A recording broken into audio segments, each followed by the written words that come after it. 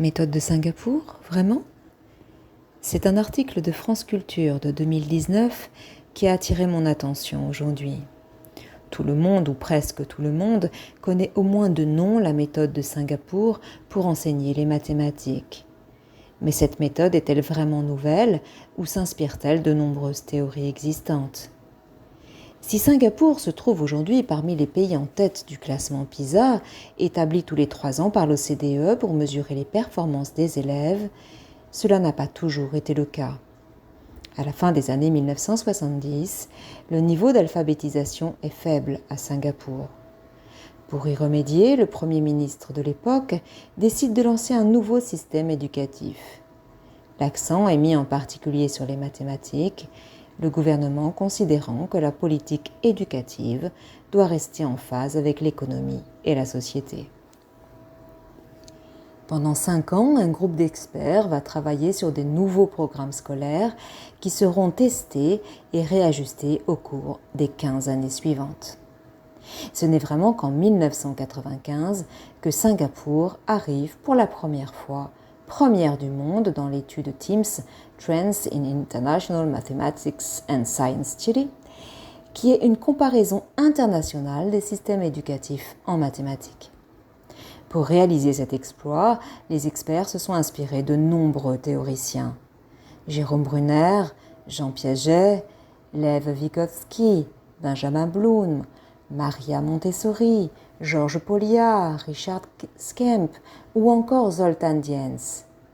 Je suis sûre que vous connaissez certains d'entre eux. Jérôme Brunner, par exemple, est l'un des fondateurs de la psychologie cognitive. Il considère l'enfant qui apprend comme un chercheur.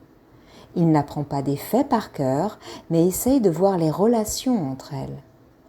La pédagogie Montessori, quant à elle, repose sur le principe d'accompagnement au développement de l'enfant, vu comme un être autonome et non une éducation qui reposerait uniquement sur une transmission des savoirs.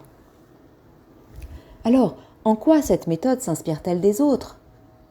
La méthode de Singapour repose essentiellement sur l'apprentissage des mathématiques par des exemples concrets avant de passer à l'abstrait. Elle propose de manipuler, faire des liens entre les choses, rendre le savoir attractif et participatif. Elle donne du sens, du plaisir et favorise la curiosité. 60 pays ont déjà adopté la méthode de Singapour, et en France. Dans leur rapport de 2018, le député de l'époque, Cédric Villani, et l'inspecteur général de l'Éducation nationale, Charles Torossian, préconisaient la méthode de Singapour pour l'enseignement des mathématiques en France. Un certain nombre d'enseignants ont à ce jour adopté cette méthode. Et vous ? Vous êtes abonné et vous souhaitez témoigner sous forme texte, audio, photo ou vidéo. EduCasP vous donne la parole.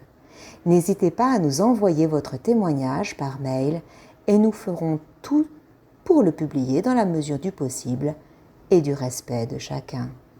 À bientôt sur le site.